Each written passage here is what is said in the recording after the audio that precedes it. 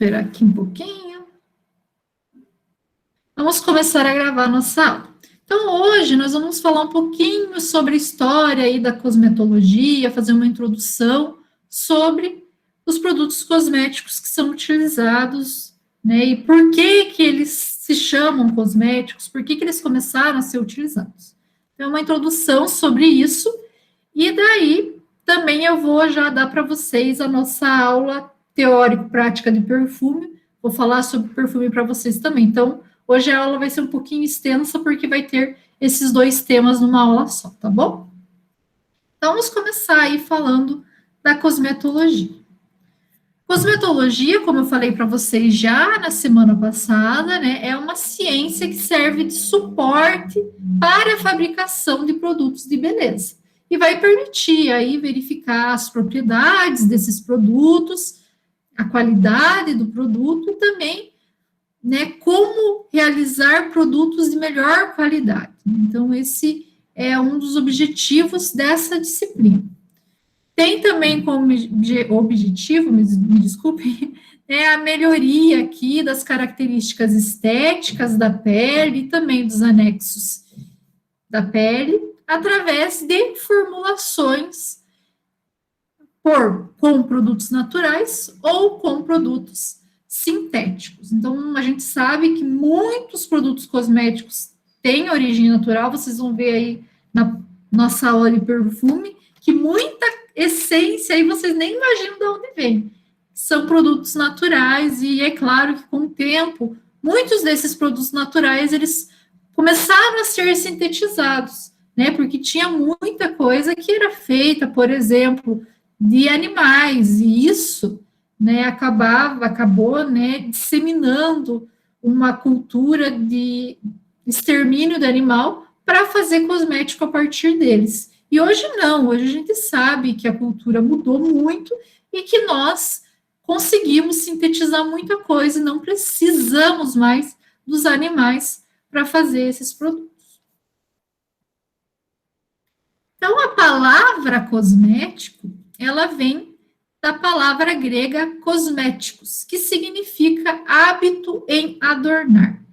Sabe-se atualmente, né, tem evidências que esses cosméticos eles já eram utilizados há 4.000 anos antes de Cristo. Então, as pessoas já utilizavam produtos para modificar, principalmente no rosto, né, como maquiagem nos olhos, há muitos anos, né, mais de 4.000 anos antes de Cristo, isso vai dar aí mais de 6.000 anos, né, e também como hábito de higiene. Aqui no Brasil mesmo, a gente sabe que os índios, quando chegou, né, quando os portugueses chegaram, nós sabemos que os índios, eles já tinham o hábito de escovar os dentes, já tinham o hábito de se banhar, utilizar bucha, né, alguns materiais vegetais como bucha. Então, nós sabemos que eles já tinham esse hábito. Na Europa, até é um dado interessante, eles não tinham muito hábito de higiene dessa forma. Tanto que teve uma época que teve lá uma doença, uma peste negra lá, e eles falavam, olha, para vocês terem uma ideia, que tomar banho abria os poros e fazia com que a doença entrasse no corpo. Então, as pessoas não tomavam banho para que elas criassem uma crosta e se prevenissem da doença. E a gente sabe que não tem nada a ver isso hoje, né? Mas naquela época eles tinham esse mito e eles tinham uma diminuição, né, acabaram diminuindo muito o banho.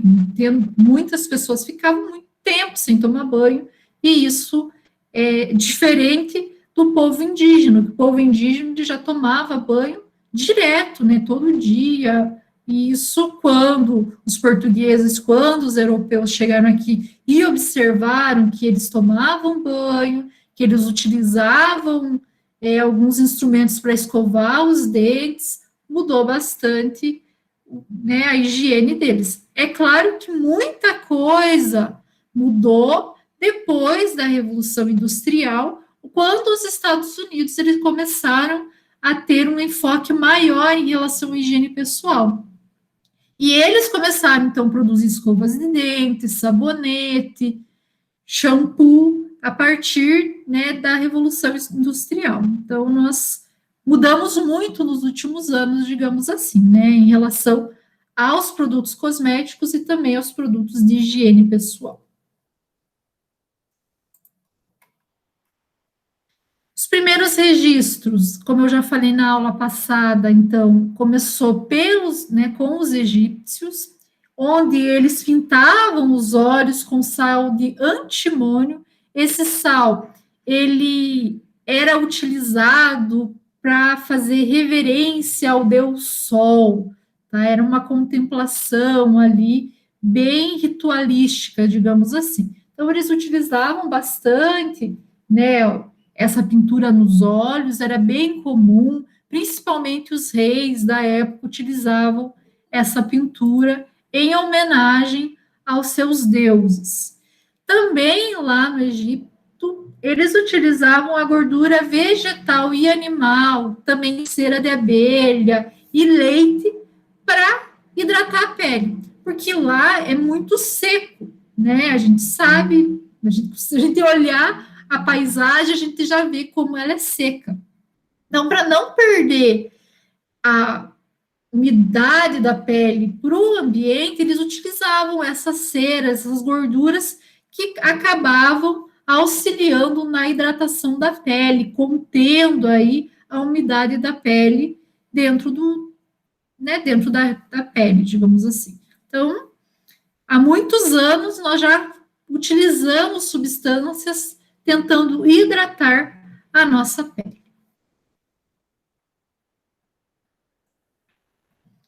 Aqui eu coloquei para vocês a Cleópatra, né? Ela pintava, realmente utilizava aí essas pinturas do rosto.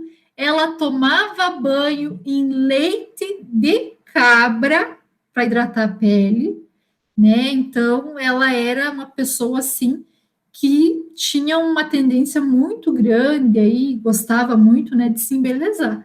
E ela utilizava o leite de cabra para hidratação da pele, para tentar rejuvenescer a pele, digamos assim. Hoje a gente sabe que o leite ele tem diversas enzimas, essas enzimas realmente elas podem auxiliar um pouco a pele. Não sei se tomar banho direto nesse leite teria realmente um efeito tão bom assim. Mas a gente sabe que o leite tem bastante gordura também, então auxilia na manutenção da hidratação da pele, né? Então tem alguns motivos que hoje nós compreendemos o porquê, né, que realmente fez, né, bem para ela e ela utilizava como produto de beleza o leite.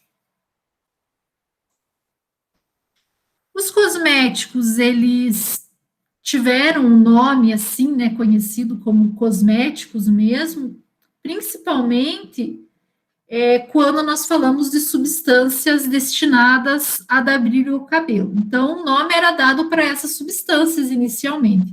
Não era todo o produto que era conhecido como cosmético. Mas depois da Primeira Guerra Mundial, os produtos de beleza eles começaram a ser utilizados de uma forma mais ampla, não somente para o cabelo, né? Nós observamos aí a utilização desses produtos em pele, unha, no corpo em geral, e aí nós temos que, agora, né, como definição, que toda substância de origem animal, vegetal, mineral, utilizada para embelezar a pele e seus anexos, é considerado um cosmético. Então, assim, a definição ela acabou se tornando mais ampla. Antes da Primeira Guerra, ela era mais restrita, eles só restringiam ao cabelo. É claro, né, pessoal, que isso aqui não tem tanta importância para nós, é só para vocês terem uma ideia de como teve uma evolução os cosméticos nos últimos anos. A Agência Nacional da Anvisa, ela tem como definição de cosmético, e isso é importante para nós, a definição da Anvisa. O que é cosmético para a Anvisa? Então, para a Anvisa, ela determinou que são considerados cosméticos preparações constituídas por substâncias naturais ou sintéticas de uso externo. Isso é importantíssimo, pessoal. Ai, professor, eu tomo colágeno. Colágeno é um cosmético?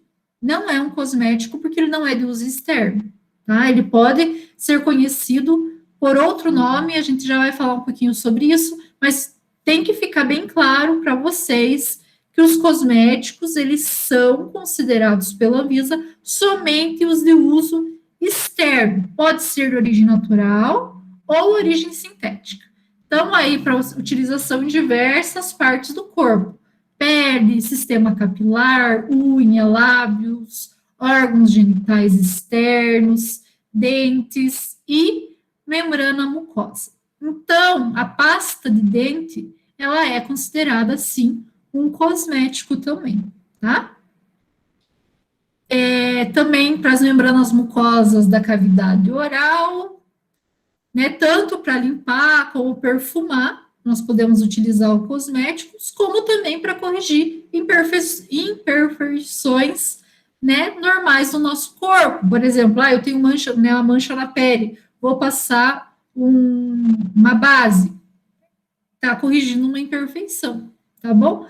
Também é considerado cosmético o que é utilizado para corrigir odores corporais. Né? Nós produzimos odores, nós vamos falar bastante sobre isso na aula de desodorante, e muitas vezes, dependendo da flora bacteriana que você tem, você acaba produzindo um odor mais característico, mais forte. Então, você pode utilizar um cosmético para corrigir esses odores. Então, os cosméticos, eles têm como finalidade proteger a nossa pele, mantê-la em bom estado ou corrigir as imperfeições. Não tem efeito terapêutico. Isso também é muito importante. Duas coisas importantes aqui nesse slide, hein? Que cai na prova, por sinal. Cosmético, uso externo e não tem efeito terapêutico. Isso é bem importante, tá bom? Dúvidas aqui? Acredito que não, né? Se tiverem dúvida, pessoal, pode erguer a mão agora, porque eu consigo ver vocês. Daí, se vocês erguerem a mão, eu paro para a gente conversar. Então, nós temos alguns produtos que são misturados aí, né? Uma mistura de cosmético com alimento, cosmético com medicamento, e eles têm umas denominações um pouquinho diferentes. Então, quando nós falamos de alimento com cosmético, nós chamamos eles de nutricosméticos, tá? Então, essa é a definição. Quando nós misturamos, né, juntamos cosmético com alimento, nós temos os cosmecêuticos. E quando nós utilizamos, cosméticos com medicamentos cosmecêuticos. Alimentos com medicamentos, nós vamos ter os nutracêuticos, que são aí também bem utilizados na parte nutricional. Como aqui, né, a gente fala de alimento e medicamento e não é muito a nossa área, eu não vou falar muito sobre eles, tá? Vou falar mais para vocês dos nutricosméticos e dos comecêuticos. Vamos começar falando dos comecêuticos. Então, o que são os comecêuticos? Como eu falei para vocês, é a junção dos cosméticos. Deixa eu colocar um laserzinho aqui. Aí, agora melhorou, né? É a junção dos cosméticos com produtos farmacêuticos.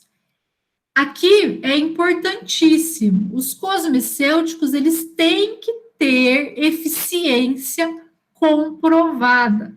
Porque você não pode falar que aquele produto que você está utilizando, que tem, por exemplo, ácido salicílico, tira a mancha da pele sem ter feito um estudo sobre ele, tá? Não pode vender um cosmecêutico sem estudo que comprove eficiência. E como, pessoal, esses cosmecêuticos, eles têm um apelo comercial muito grande, isso é importante, tá? Então, tem que se fazer estudos que comprovem o efeito e também tem que ter estudos que comprovem que ele não tem efeito adverso. Por exemplo, utilizar um ácido salicílico no rosto, se você utilizar de forma correta, não vai ter problema nenhum, você pode ter, né, tranquilamente. Mas será que quando eu fiz a formulação eu não misturei alguma coisa ali que acabou tornando esse ácido tóxico para a pele e a pele vai sofrer algum dano? Pode acontecer. Então, por isso, nós temos que comprovar a eficiência terapêutica desses cosmecêuticos. Vamos poder tomar um pouquinho de água.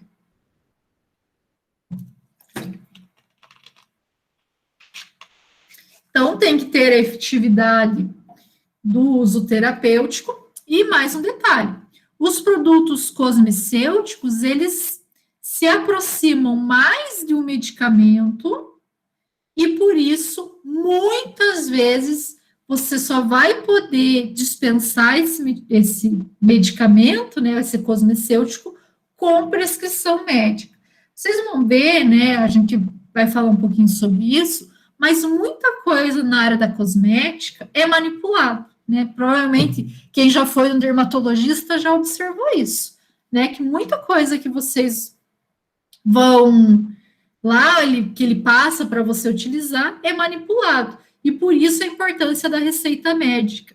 Normalmente, essas receitas, elas têm, dependendo da receita, é claro, tem validade de 1 ano. Então, a pessoa vai no dermatologista e ela consegue manipular esse cosmecêutico por 1 ano, depois ela tem que voltar lá para ver se vai continuar utilizando ou não, e a receita perde a validade, você não consegue mais manipular aquele medicamento, esse cosmecêutico para a pessoa depois de 1 ano. Esse termo cosmecêutico, ele foi primeiramente utilizado aqui pelo Albert Klingman, que foi um dermatologista americano e que ele começou a prescrever esses produtos cosméticos com funções terapêuticas para vocês aqui. Vocês já devem ter ouvido falar do ácido retinóico. Ele é muito utilizado aí para retirar manchas de pele, tá? Então, é muito utilizado para tirar mancha da mão, do rosto, o ácido retinóico. E ele é um cosmecêutico. E nós temos o que está bombando no mercado agora, né? Se vocês, né, observarem que tem de propaganda, o ácido hialurônico. Nós vamos ver que o ácido hialurônico, ele é bem utilizado aí para melhorar a nossa pele e diminuir as rugas da pele.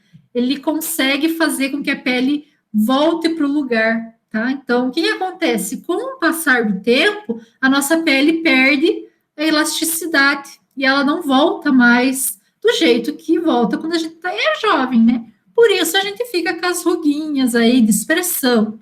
E o ácido hialurônico, ele vai auxiliar na formação das fibras de elastina, vai auxiliar no retorno dessa elasticidade da nossa pele. Então, também é bem utilizado no mercado e tem aí, assim, está bombando nos últimos anos.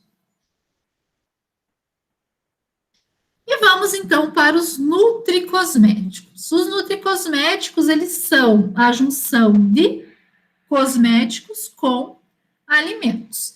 E eles vão ser utilizados, vão se utilizar de compostos alimentares que os consumidores já utilizam. Então, são compostos bem conhecidos, por exemplo, pelos nutricionistas e também pelos farmacêuticos que trabalham na área. Então, o que eles tentam? Fazer com que esses compostos que a gente já se alimenta, esses compostos geralmente naturais, eles comecem a beneficiar o usuário, beneficiar ainda mais tanto o nosso metabolismo quanto o processo fisiológico do nosso corpo. Normalmente, esses compostos, eles são suplementos nutricionais formados por aminoácidos, proteínas, vitaminas e antioxidantes, tá? Então, claro, quando eu falo assim, você já começa a pensar em um monte de coisa, né, que nós temos aí no mercado, Vitamina A é muito utilizada porque auxilia aí na nossa pele. Então, vitamina E também, principalmente o pessoal que quer se bronzear, a vitamina E auxilia bastante em melhorar o bronzeamento da pele, tá? Então, é muita coisa a gente tem, né, como nutricosméticos. E são, como eu disse, nutrientes que vão produzir benefício para a pele da pessoa ou para o cabelo da pessoa que está utilizando esse composto. Como exemplo, eu trouxe aqui para vocês o licopeno. O licopeno, ele é um produto derivado lá do tomate, né? E é bem utilizado para rejuvenescer a nossa pele. E nós temos também, vocês já devem ter ouvido falar, principalmente quem que quer deixar a unha crescer, cabelo crescer, algumas fórmulas aí que contém licopeno, que tem pantenol, vitamina, né, que tem uma composição bem grande de nutrientes para melhorar. Tem zinco, nossa, tem fórmulas aí que utilizam 5, 6 compostos para tentar melhorar a unha, o cabelo, o crescimento, fortalecer o crescimento do cabelo. Essa fórmula aqui tem o licopeno, luteína, magnésio e vitamina C, que vai auxiliar, vai aumentar, melhorar a pele, mas também, principalmente, o cabelo e as unhas. Esse composto a gente não considera um cosmético, tá? Por quê que não considera um cosmético? O uso não é externo? Isso mesmo. Certinho, Lucas, por causa disso, porque não é um uso externo, tá? Então, ele é. Normalmente a gente vai ver ele como composto nutricional, suplemento alimentar, tá? Não vai ver ele como né? Cosmético não vai, porque ele não é, né? Mas a gente sempre vai observar ele como suplemento alimentar, normalmente. A Anvisa, ela tem algumas classificações quanto aos produtos utilizados. Alguns produtos precisam ser testados com mais afinco, tá? Precisam ser testados. Agora a gente não testa mais cosmético em animais, né? É muito difícil a empresa que testa, mas tem que ter o teste in vitro para alguns cosméticos, em vivo, desculpa, para alguns cosméticos.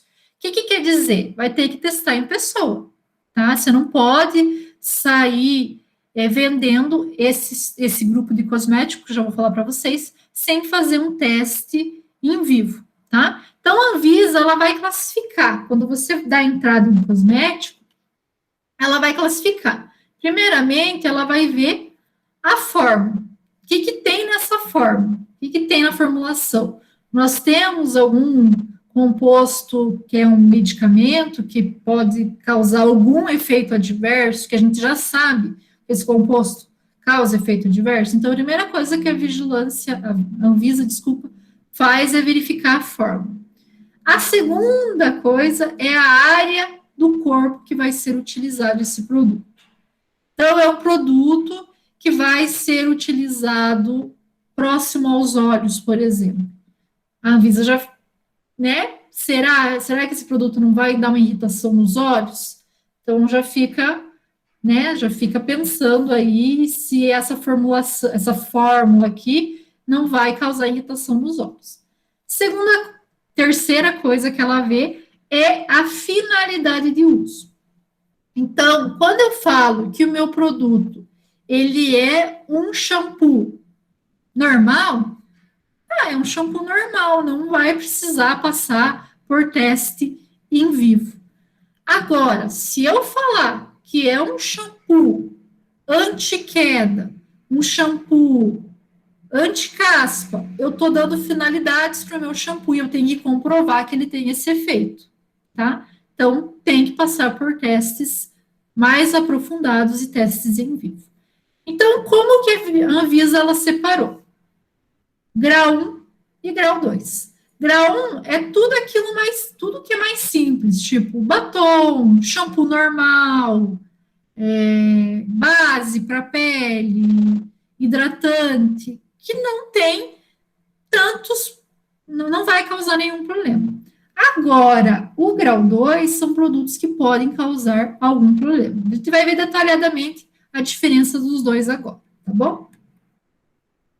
Então, grau 1 são produtos que apresentam risco mínimo, que não, a fórmula é uma fórmula que já é bem utilizada, tem um composto ou outro diferente, não vai causar nenhum efeito, ele pode ser classificado em grau 1. Tem propriedades básicas e alimentares, então é um hidratante básico, é um shampoo básico, não tem nenhum interesse tão aprofundado. Não necessita, então, de comprovação inicial, nem informação detalhada, e também não vai ter restrição de utilização para esses compostos. Não precisa fazer nenhum teste, você formula e você pode vender normalmente. É claro que você vai ter que ter aprovação da Anvisa para vender, mas não precisa passar por testes mais detalhados, não precisa comprovar a eficácia, não precisa comprovar que não causa efeito adverso para a pessoa, tá? Aqui nós temos exemplos: perfumes, batom, demaquilante e os esmaltes. Então, esses são alguns exemplos aí que nós temos. Quando nós vamos para o grau 2, já muda um pouquinho. Os produtos têm potencial de risco, podem causar queda de cabelo, podem causar mancha de pele. São produtos de higiene pessoal com indicação específica, por exemplo, um produto infantil, tá? Então, é específico para a criança e todo produto infantil precisa passar por testes de eficácia e também comprovar que não tem nenhuma tolerância. Então, exigem, como eu falei para vocês, o de grau 2, a eficácia, segurança e também trazem as restrições de uso e cuidado. Tudo isso vem detalhado na bula. Vocês podem ver lá, pegar um produto, por exemplo, um bronzeador solar, lá vai falar se tem risco, esse bronzeador, o que ele pode causar.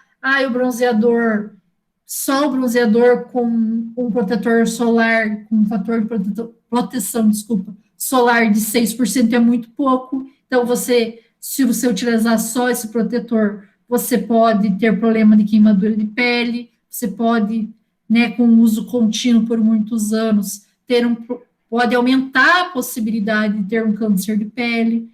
Então, é um produto que tem essa alegação de ser um cosmético que vai deixar a pele, facilitar o bronzeamento, mas ele pode causar algum efeito. Então, tem que vir todo descrito na bula.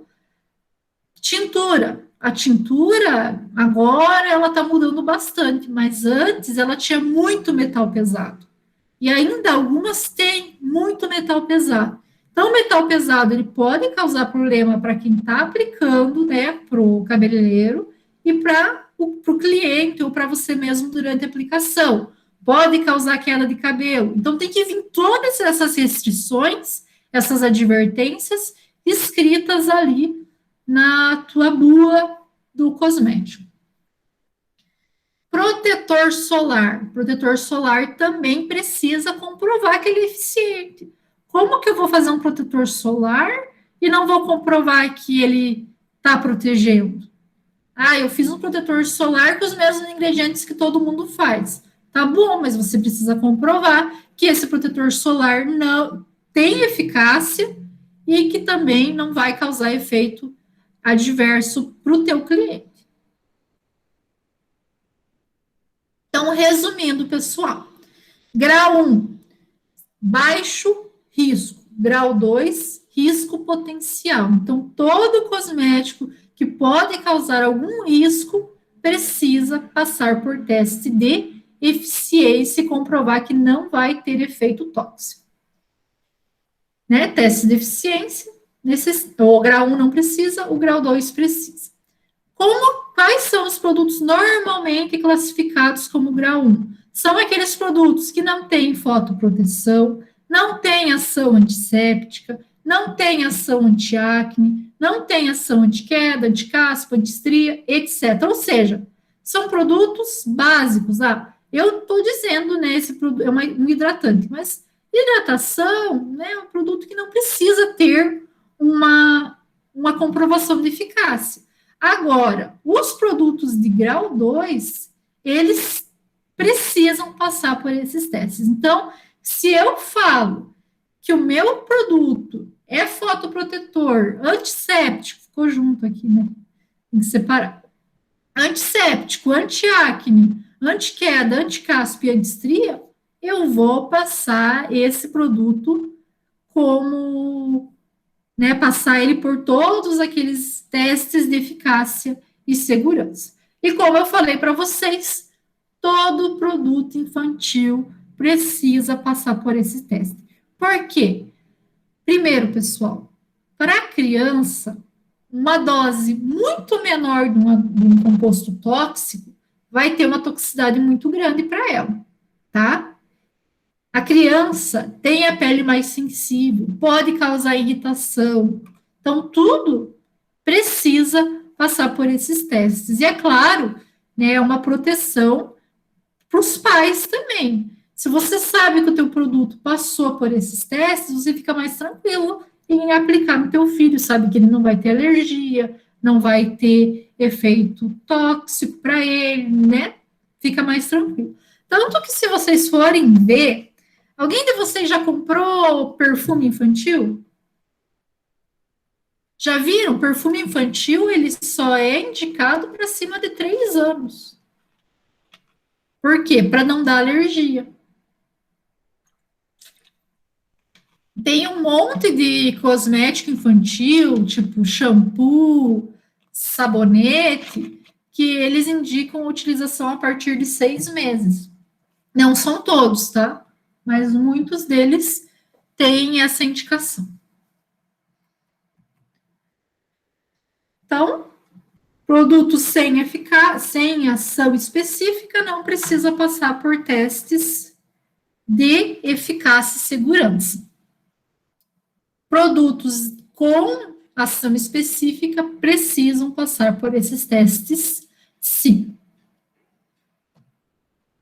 Então, vamos ver se vocês entenderam. Esse batom, ele é de grau 1 ou grau 2? O que vocês acham?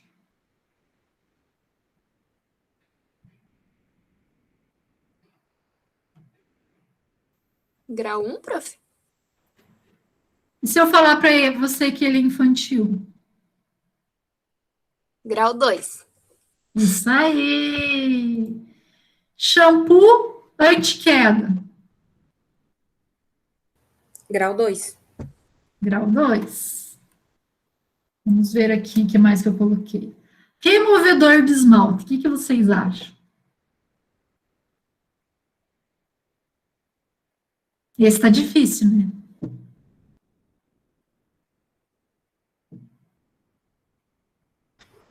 Grau 2? Removedor de esmalte é grau 1. E removedor de cutícula? Grau 2. Então, o removedor de esmalte, como ele, né, vai só, para começar, só deve ser utilizado somente por adultos, né? Acetona e tal. Então, adultos não, adolescentes já podem utilizar, né? Quando eu falo adultos, eu penso não utilização em criança, tá? Então, o removedor de esmalte, ele só vai estar em contato com a unha ali, não tem problema. Então, pode ser utilizado tanto né, e ele é grau 1. Agora, o removedor de cutícula, ele é grau 2 porque você tem que comprovar que aquele produto consegue realmente deixar a cutícula mais fina, amolecer a cutícula e retirar a cutícula. Você não pode vender um produto sem comprovar essa eficácia. O removedor de esmalte, se ele não comprovar a eficácia, você não vai utilizar, né? E tem outro detalhe, o removedor de cutícula, você tem que comprovar que ele não vai causar dano ali para a região da unha, né?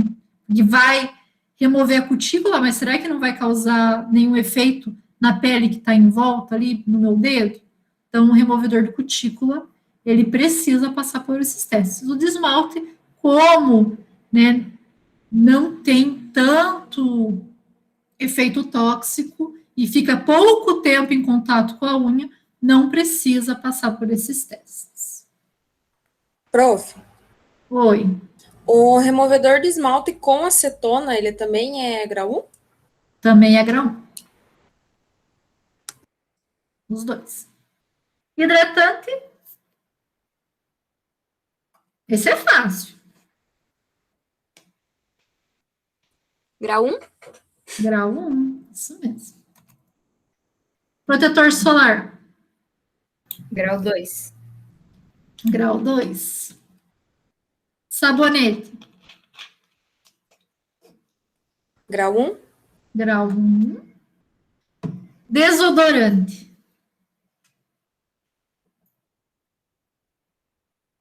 Grau 2? Grau 2. Aqui o desodorante a gente tem mais um detalhe. Desodorante que são antitranspirantes é grau 2. Desodorante que são só aqueles desodorantes corporais, que não tem a parte antitranspirante, que são conhecidos como desodorante mesmo, eles são grau 1, porque eles só perfumam, tá? Não diminui, por exemplo, a bactéria da região, não diminui o suor, tá? Então, eles são considerados grau 1. Agora, o antitranspirante é grau 2, né? E até porque a maioria deles tem alumínio, então tem que passar por testes de eficácia e segurança. Tanto que vocês vão ver, por exemplo, esse aqui ó, já está até ali dermatologicamente testado. E pasta de dente?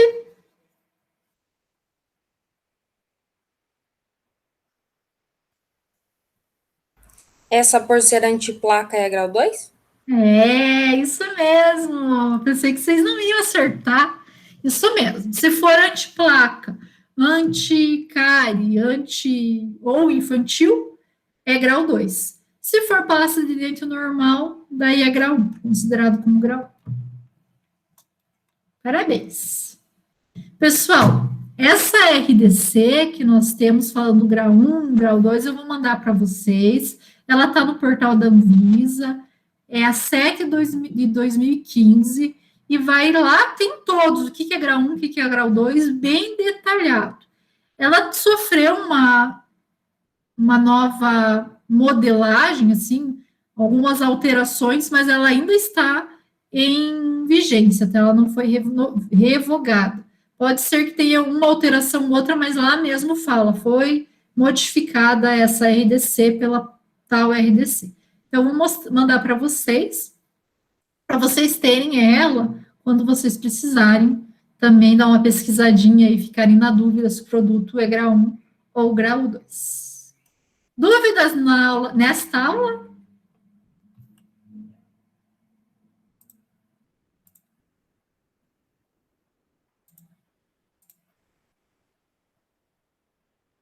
Pelo jeito, não.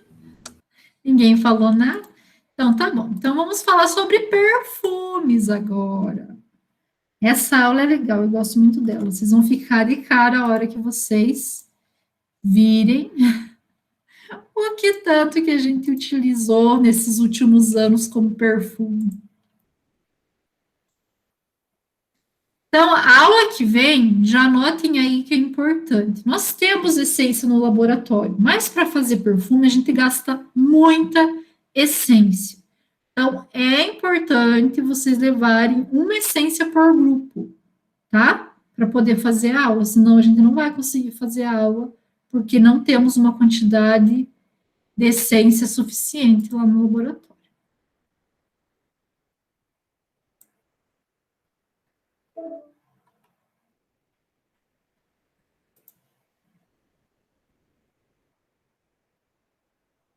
Caí? Acho que eu caí, né? Não, prof. Não, Não. mas aqui perdeu a conexão da rede. Agora ela caiu. E agora ela vai achar que não caiu.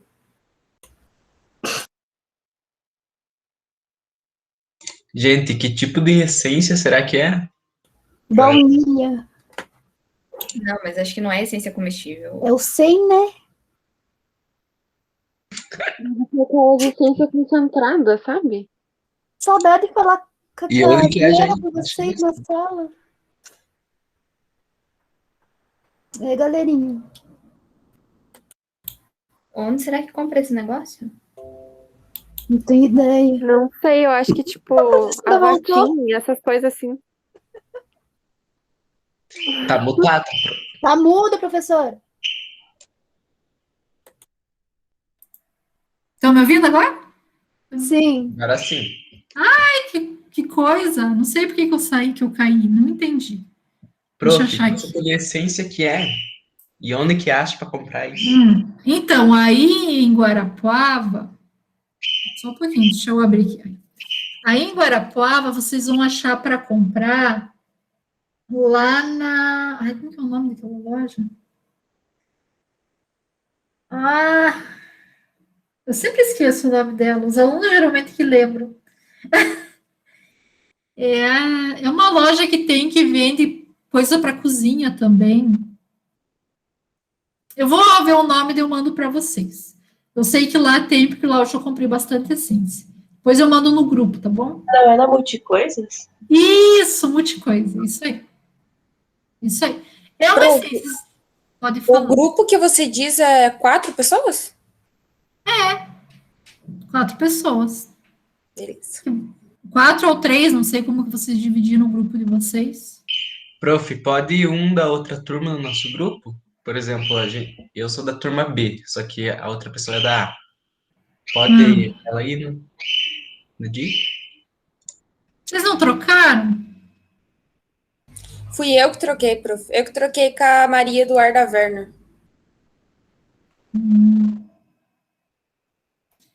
Mas você está falando para fazer o trabalho ou já é só nessa aula? Só nessa aula, prof. Tá, se for só nessa aula, eu acho que dá. Eu tenho que ver ali quantas pessoas tem na turma de vocês. Porque tem uma quantidade por laboratório, agora a gente vai ter que fazer aula em 2 laboratórios ao mesmo tempo. Tá bom. Então, normalmente, eu não sei se vem 50, acho que é 50 ml que vem na essência. Vocês vão lá e pedem para ela, eu quero uma essência para utilizar em cosmético. Daí ela vai mostrar para vocês as essências que tem lá. Daí vocês escolhem lá pelo cheiro, qual vocês gostarem mais, para a gente fazer o perfume. O ano passado ficou bem legal, só que daí, porque tem que deixar macerando, né? Vocês vão ver, eu vou explicar para vocês. Só que daí elas levaram para casa e veio o Covid. Não sei se ficou cheiroso o perfume delas. Eu espero que o de vocês fique bem cheiroso. Então vamos lá, vamos falar sobre os perfumes. Né? Eu coloquei aqui as cerejeiras aí de Guarapuava, né? Tem um perfume gostoso, as cerejeiras. Quem gosta de ir lá no lago? É no lago? Eu sempre confundo o lago com a lagoa, no lago, né? Que tem as cerejeiras. É, né? Acho que é no lago, sim. Isso, prof. Isso. Então, vamos falar sobre os perfumes. Os perfumes, né, é aquele cheiro agradável e penetrante que é exalado de uma substância aromática. Então, aqui a gente vai lembrar um pouquinho de fisiologia, né? O que acontece? O perfume, a essência, ela é uma molécula que tem aquele cheiro maravilhoso. Então, quando a gente faz um perfume, a gente mistura diversas moléculas num perfume só. E isso faz com que o perfume tenha as suas características. Então, a molécula, ela vai entrar em contato com o nosso sistema, né, respiratório, e ali no nariz ela vai entrar em contato com os receptores e vai, então, enviar o sinal até o nosso sistema nervoso central, que manda lá o sinal modificado com relação a essa molécula. Então, a molécula, ela se encaixa como se fosse uma chave ali e vai levar esse cheiro para nós. Lembrando que, quando a gente fala de essência, nós vamos ter um local próprio lá no sistema nervoso central, né, para essa essência chegar lá e demonstrar o nosso, né, se a gente gosta ou se a gente não gosta daquele cheiro, que é o bulbo olfatório, tá? E é muito importante porque, do mesmo jeito que a gente tem os cheiros que a gente se agrada, tem cheiro que a gente não agrada, né? Eu mesmo não sou, vou ser sincera com vocês, de utilizar muito perfume, que perfume me dá muita dor de cabeça.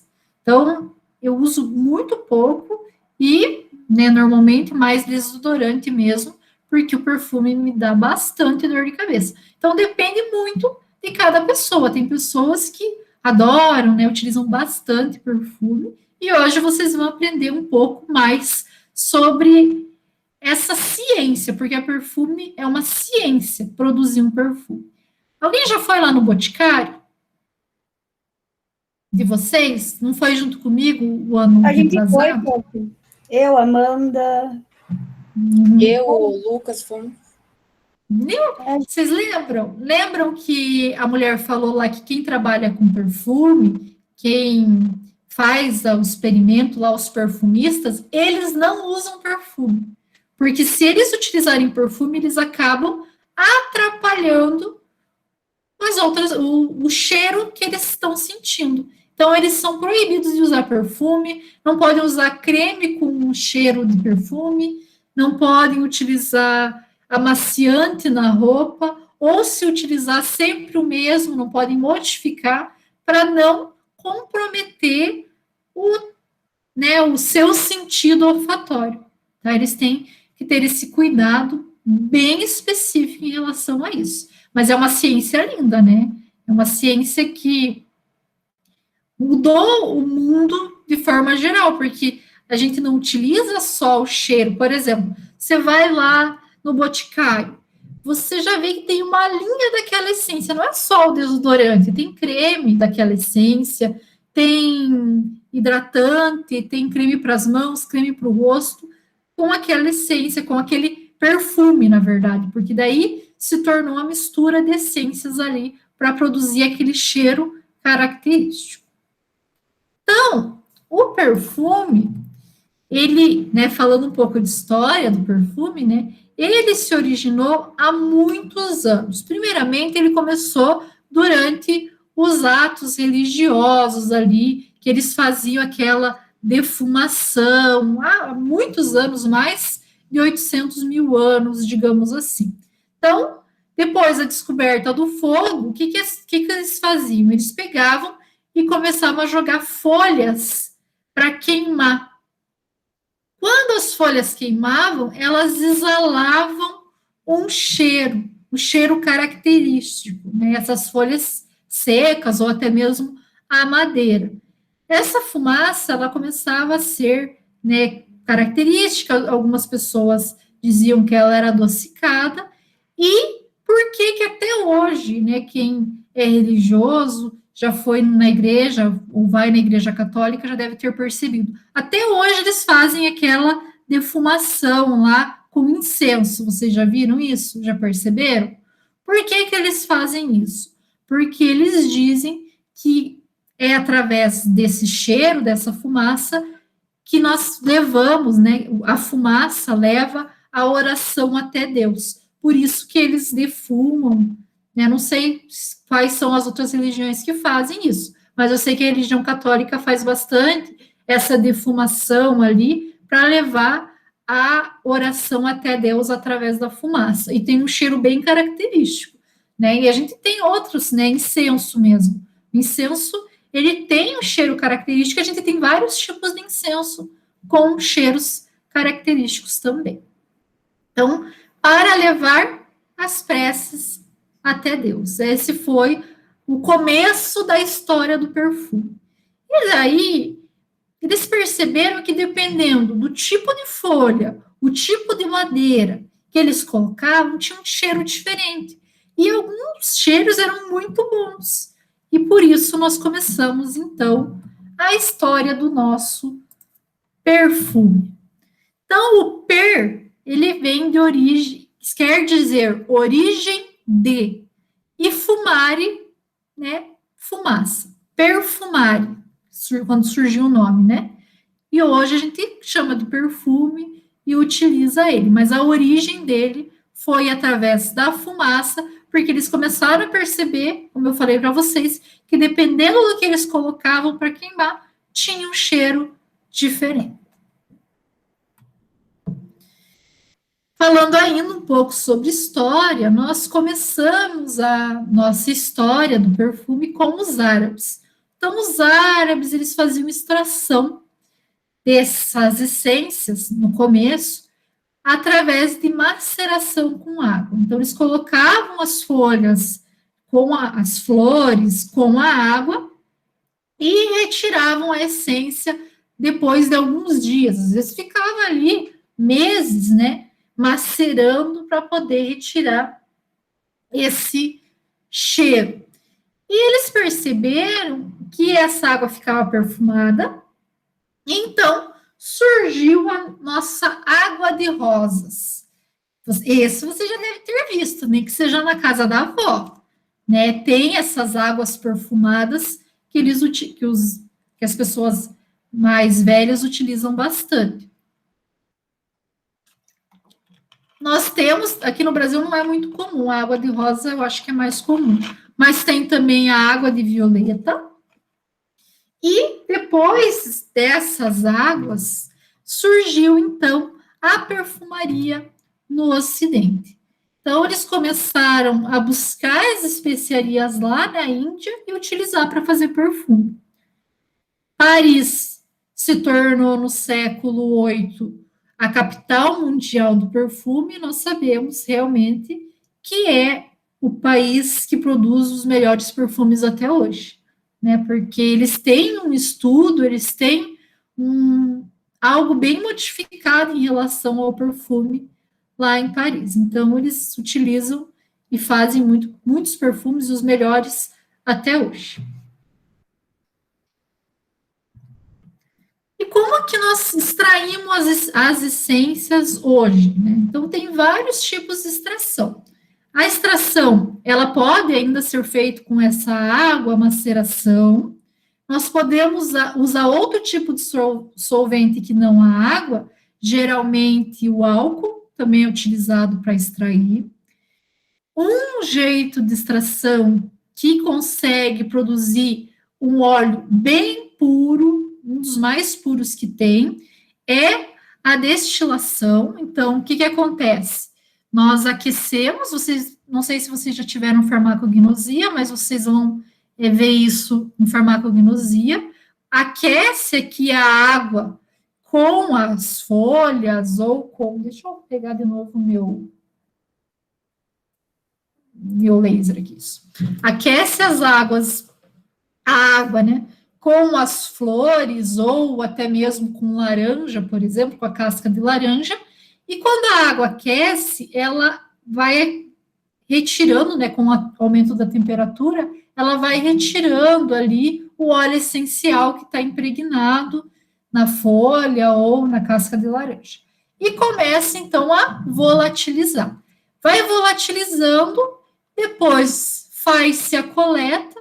Aqui, né, o exemplo que está aqui, nós temos um frio de separação, mas pode ser um percolador, e aqui vai ter a separação do óleo essencial e da água, e daí você consegue uma essência pura, porque a água fica separada do óleo, e a água fica em cima e o óleo fica embaixo. Então, você consegue retirar a água e retirar a essência separada depois.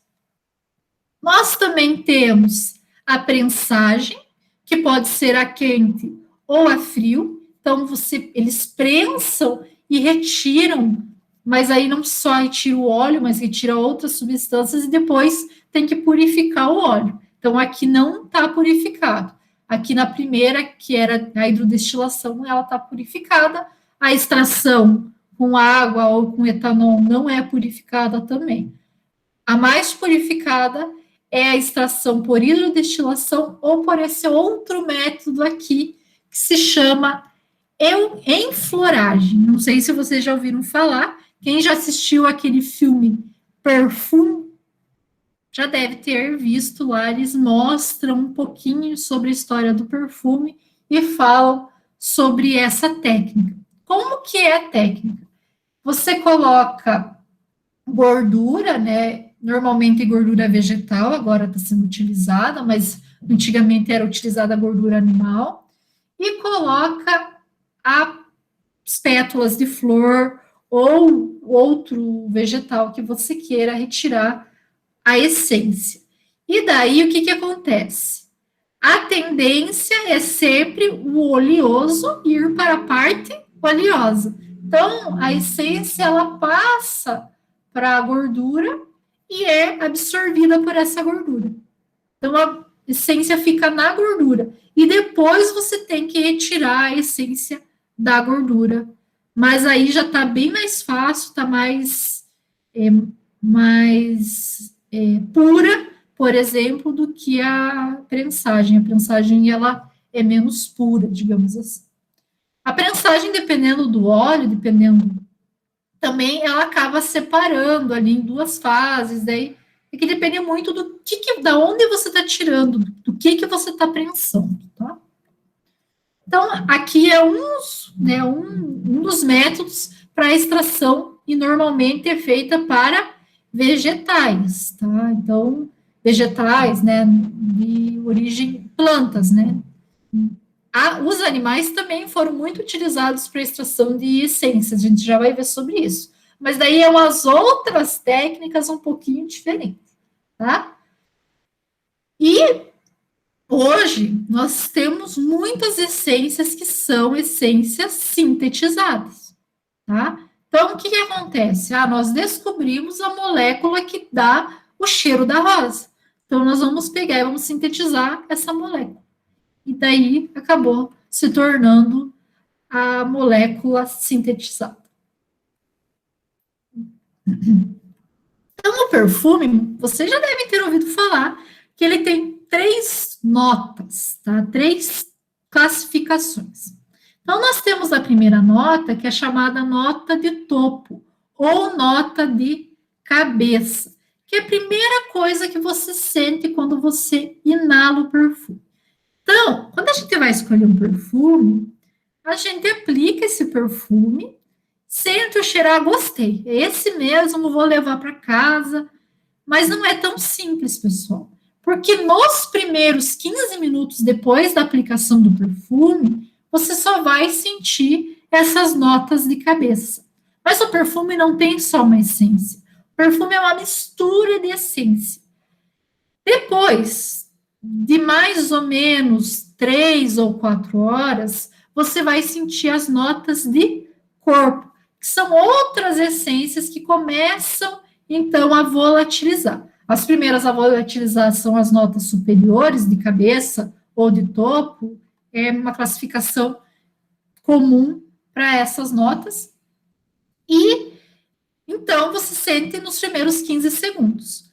Mas daí você chega em casa e fala, mas esse perfume não estava com o mesmo cheiro que estava quando eu provei lá na loja. Por quê? Porque agora você está sentindo as notas de coração ou notas de corpo, que são as que ficam ali, que demoram mais tempo para volatilizar. Então, vocês demoram mais tempo para sentir esse cheiro. Daí, chega no final do dia, você fala, nossa, mas esse perfume realmente não tem nada a ver com o que eu senti. Por quê? Porque agora você vai ter as notas de fundo, que demora aí de 4 a 5 horas para ser percebida. Porque eles demoram de 4 a 5 horas para volatilizar. Então, primeiro cheiro que você sente, 15 a 20 minutos, é um cheiro bem superficial do perfume. Você só consegue sentir o cheiro mesmo, que vai ficar no teu corpo, depois aí de 3 a 4 horas. Então, vocês já pensaram no trabalho que um perfumista tem para poder conseguir sentir esse cheiro, conseguir saber qual que foi a nota de topo, qual que foi a nota de corpo, qual que foi a nota de fundo. É claro que eles têm uma base muito boa em relação a isso, e eles têm uma facilidade muito boa, eles têm, né, uma percepção olfativa bem diferente da nossa. Então, nós temos algumas substâncias que a gente já conhece, que volatilizam mais fácil, que mais volatilizam, né, que vão ser classificados aqui como notas de cabeça. Então, aquele aroma cítrico, um frescor, a parte aromática, geralmente ela sai aqui nas notas de cabeça. Então, o que os perfumistas falam? A explosão do perfume, as notas de explosão, elas vão sair primeiro. Depois, nós vamos ter as notas de corpo. Nessas notas são, até, digamos assim, as mais importantes do perfume, porque vão ser a que você mais vai sentir. Então, aqui nessa parte, nós vamos ter a parte floral do perfume, o adocicado, o aldeído, que é utilizado bastante aí no perfume Chanel, por exemplo. Tá? Então, ele está aqui. Foi um dos primeiros perfumes a utilizar o aldeído, foi o perfume Chanel. Então, vão estar nessa região. E as notas de fundo são aquelas notas mais amadeiradas que eles falam. E aqui nós vamos ter o musk, o âmbar, teremos também um tom mais forte, assim, um cheiro de couro, digamos assim. Né? E outros cheiros aí também que eles classificam como notas de fundo. Então, deu para entender? Quanto mais rápido a substância volatiliza, mais rápido vocês vão sentir o cheiro. E elas vão ser as notas de cabeça. A substância demora um pouco mais, demora ali 3 horas para volatilizar. Notas de corpo. Substância demora 4, 5 horas para volatilizar. Notas de fundo. Então, são divididas nessas 3 notas os perfumes. Quanto mais nota de fundo ele tiver, mais tempo ele vai durar. Então, o que nós dizemos? Vocês vão ver que nós temos algumas substâncias que ajudam a fixar o perfume, tá? Mas eles não são muito utilizadas, essas substâncias. Nós utilizamos mais essas notas de fundo para que o perfume ele fique por mais tempo no corpo. Só que, muitas vezes, né, o cheiro que tinha mais no começo não vai ser o mesmo que você vai sentir no final do dia.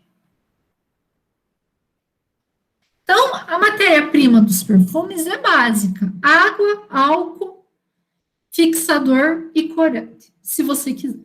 Então, a água, ela vai servir aí, né, como um fixador até do perfume, porque o perfume vai demorar mais tempo para volatilizar. E a água, ela vai também ajudar a evitar impurezas que poderiam ali turvar esse perfume. Então, é bem utilizada. Também auxilia no perfume ficar mais tempo na pele.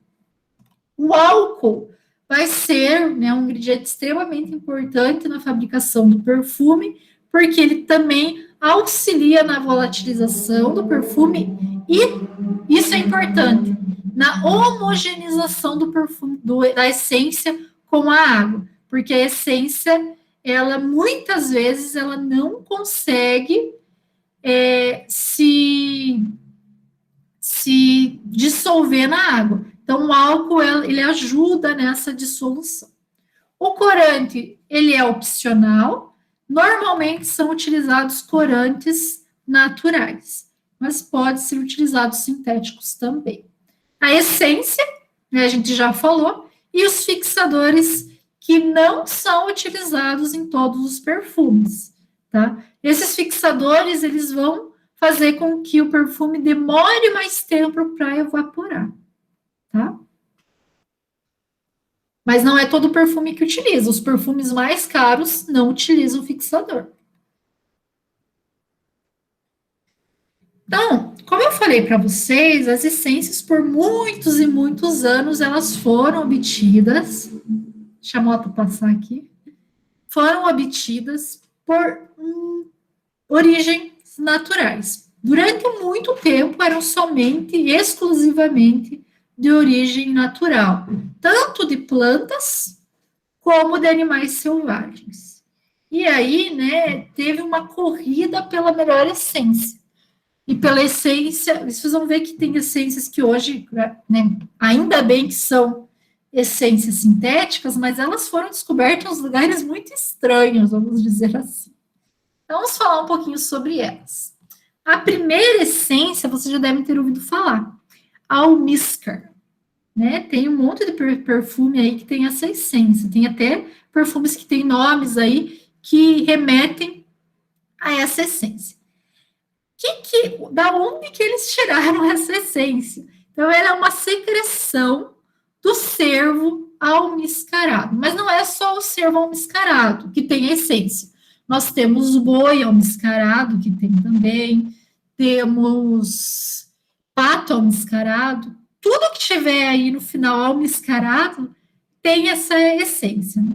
Da onde, então, que foi tirado? Foi tirado de uma glândula que fica entre o pênis do animal e o ânus. Tem uma glândula ali, eles tiravam essa glândula do animal para obter essência. Então, por quê? Né? Eles falam, né, que surgiu a ideia, né, de procurar essa essência, porque esse animal ele acabava produzindo a essência para atrair a fêmea. Então, eles foram lá e conseguiram retirar e descobrir na glândula a essência. Mas, gente, teve uma morte terrível de animal por causa dessa essência. Para vocês terem uma ideia, tinham que matar mais de 20 animais, de 20 cervos almiscarados, para produzir 1 ml de essência. Vocês já imaginaram o valor de uma essência dessa? Isso mesmo, Geraldo. Meu Deus, era muita essência. E daí, é claro, disseminaram animais. Né? Teve muito animal morto por causa da essência. Mas, a partir de 1888, se eu não me engano, agora a data me fugiu, eles conseguiram sintetizar essa essência em laboratório e hoje é proibido matar esses animais para utilização de essência, tá? Então, nós temos a essência sintética, podem continuar usando o perfume de vocês, não se preocupe em relação a esse almíscar, que não é mais de origem de animal, tá bom? O outro animal, que também é de uma glândula, outra essência, desculpa, que também é de uma glândula é o castrório. Então, é uma essência retirada das glândulas anais do castor. Coitado do bichinho, né? Prof, mas isso tinha cheiro bom? Tinha! Então, claro, né? Eles purificaram, tiraram, conseguiram extrair a essência pura, só aquela essência lá. O do almíscar, eles falam quando eles começaram a pesquisar, né, pelo que eu li, eles falaram que não tinha um cheiro tão gostoso, era um cheiro muito forte, assim. Então, eles falam até, assim, que é cheiro de homem que trabalhou o dia inteiro, assim, um cheiro bem, bem forte. Mas eles conseguiram isolar a substância que tem um cheiro melhor. Porque ali, várias substâncias, não é uma só, né? Daí depois eles vão isolando e diluindo, conseguiram chegar até a essência ideal. Assim. A outra essência é de vômito de baleia. Âmbar gris, o nome da essência. Esse você já deve ter ouvido falar também. Então, pessoal, existe pessoas que são caçadores de vômito de baleia. Nem sabe, né? Quando a gente começa a pesquisar, a gente descobre que tem uma tal falando para minha irmã, ela falou assim: nossa, nem sabia que baleia vomitava, porque ela vomita. E daí eles vão atrás desse vômito de baleia no mar, fazem então a retirada e a extração do vômito de baleia da essência.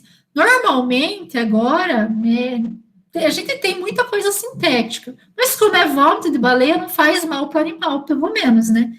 Você vai procurar algo que ela jogou fora, digamos assim. Então, ela é utilizada mais como fixador na perfumaria, tanto oriental quanto ocidental. Tá? Pelo menos não é um animalzinho, né? Mas agora os outros vão ficar com mais dó ainda. Do gatinho. Então, esse gato, que é chamado de gato africano, civeta, eles criavam o gato em cativeiro e exprimiam as glândula anal do bichinho para tirar a essência. Né? Ainda bem que também não existe mais, né? Não faz mais isso, é proibido, né? Foi proibido porque eles criavam um animal, o outro animal lá morria, porque tinha que tirar a glândula. Esse não, eles ficavam espremendo lá a glândula do animal, o sofrimento era maior ainda, acredito eu, né? Imagine você sendo espremido o tempo todo para retirar essa essência. Então, tinha criação desse animal e por muitos anos eles fizeram isso, mas hoje já é proibido, não existe mais esse tipo de criação. Tá?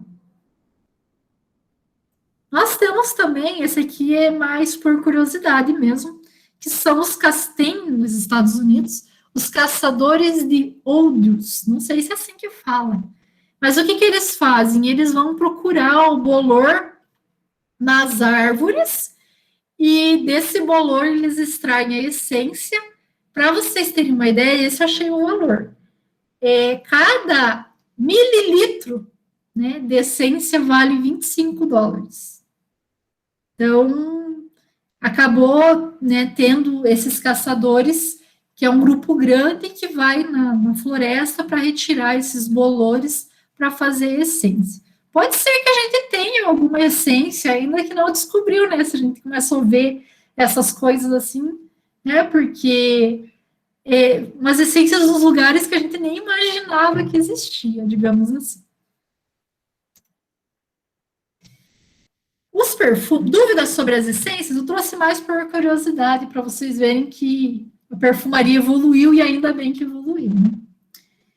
Os perfumes, eles vão ser classificados de diferentes tipos, dependendo da concentração de essência. Então, quanto mais concentrada for a essência, mais caro é o perfume, tá?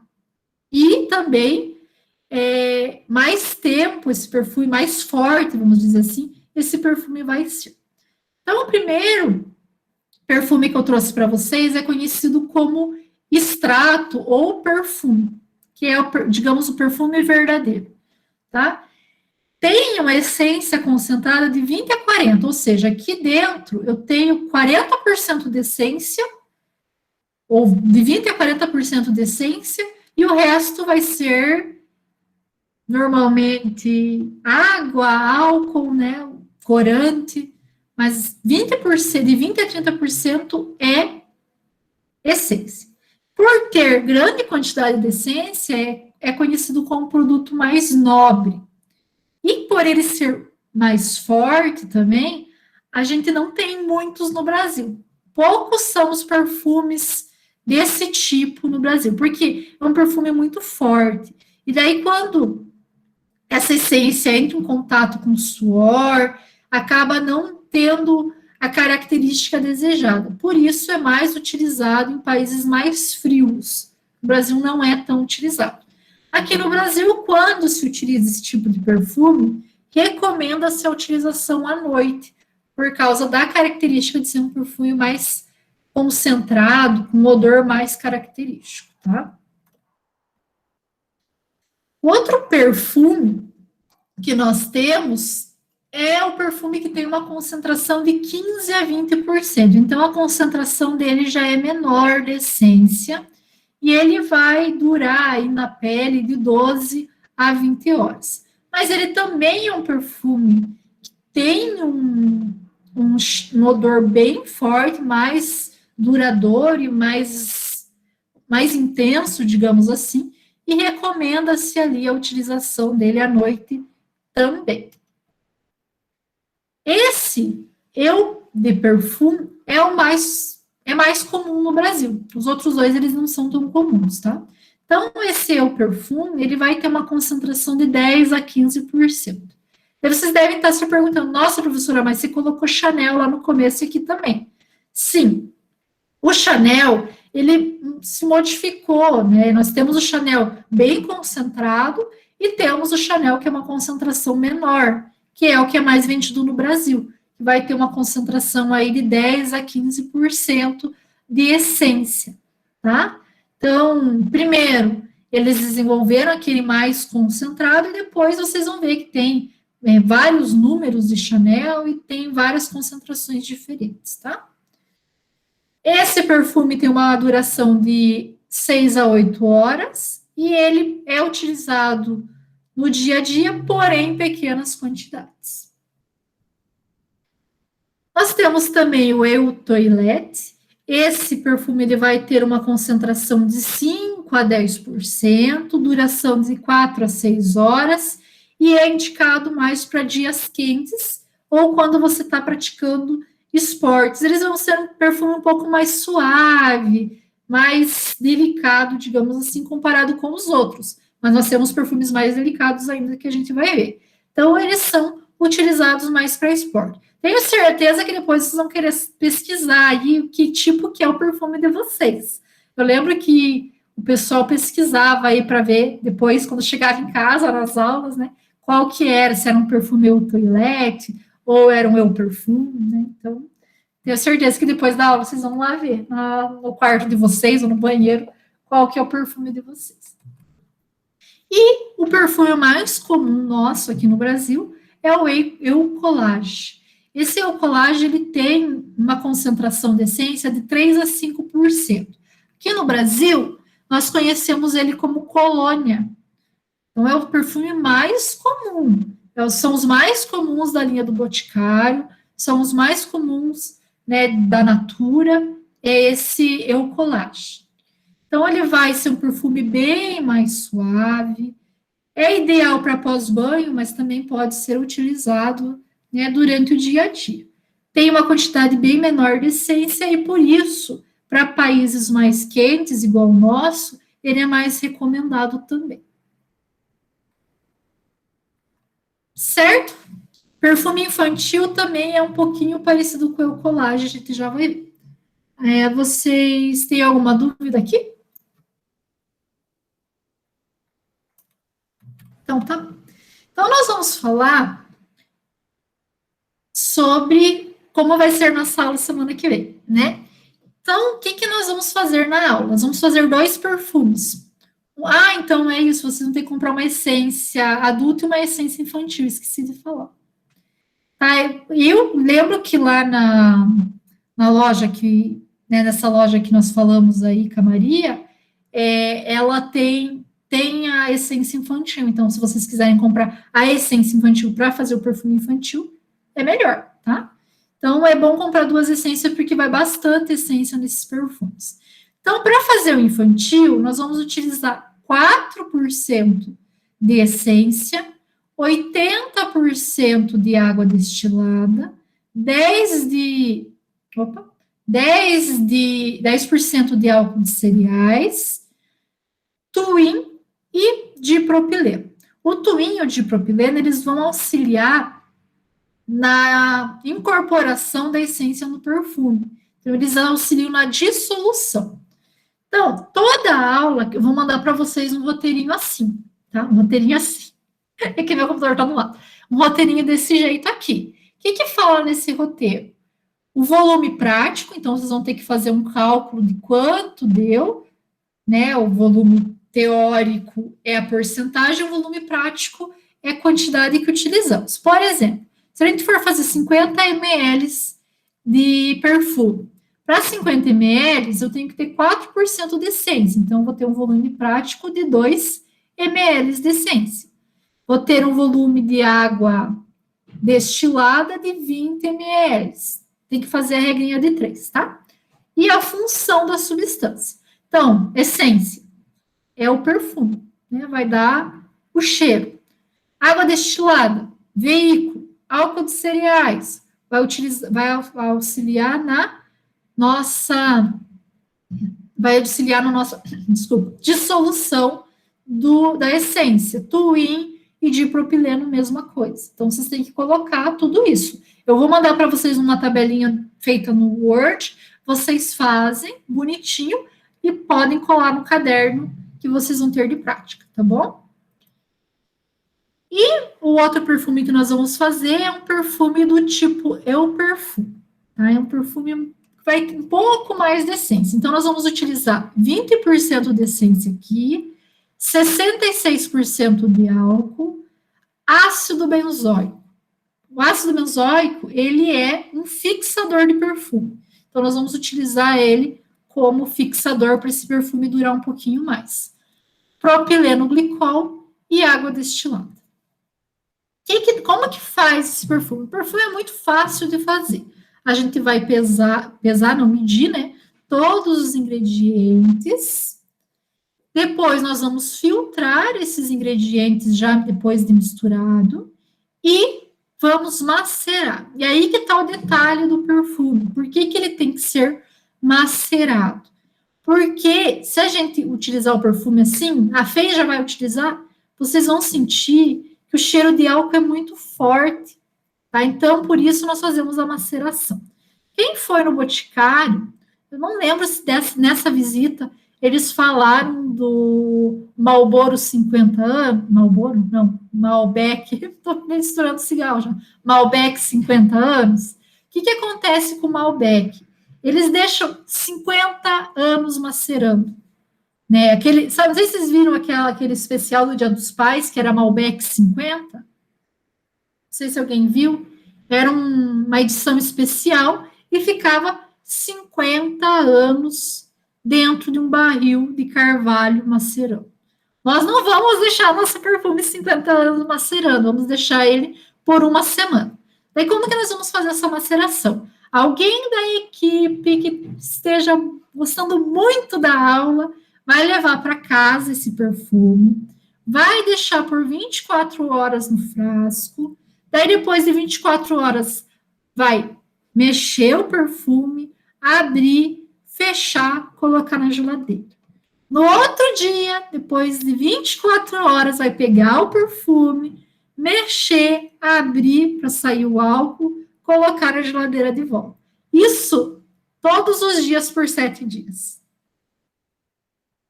Tá bom? Dúvidas sobre a formulação? Não, prof. Não, só está na dúvida quem que vai levar o perfume para casa, né? Bem isso. Então tá, pessoal, a nossa aula foi um pouquinho extensa, mas eu acho que foi uma aula legal, e a partir da semana que vem eu vou mandar a aula gravada, então, tá? E nós começamos a aula prática semana que vem, tá tudo certo, até o Daniel fez um vídeo já, não sei se ele mandou para vocês o vídeo da preparação lá do campus. Ele mandou, prof. Tá bom.